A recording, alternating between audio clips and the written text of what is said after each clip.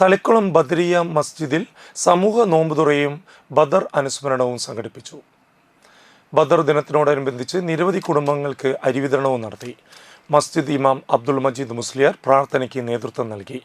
Committee ഭാരവാഹികളായ Shefeeq Hussain, PM Siraj, Basheer, Backer, Ibrahim, Nishad മാഷ്, അൻവർ, റഷീദ്, അമൽ, ഹാഫിസ്, റസൂൽ, അസർ, ഹസീബ്, സഫ്വാൻ, മിദ്ലാജ്, ബാസിദ്, റയാൻ, ഷാമിൽ, സയാൻ തുടങ്ങിയവർ നേതൃത്വം നൽകി.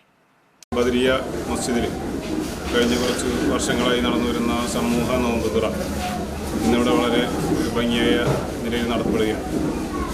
ഏകദേശം 300-350ഓളം വരുന്ന ഈ പള്ളിയുടെ അയൽവാസികളായ എല്ലാ വിഭാഗം ജനങ്ങളെയും ഉൾക്കൊള്ളിച്ചുകൊണ്ട് എല്ലാ കൊല്ലവും റമദാൻ 17-ന് നടത്തി വരാറുള്ള ഈ വലിയ മഹത്തായ ഒരു സമൂഹ നോമ്പുതുറയാണ് ഇന്നിവിടെ നടന്നത്.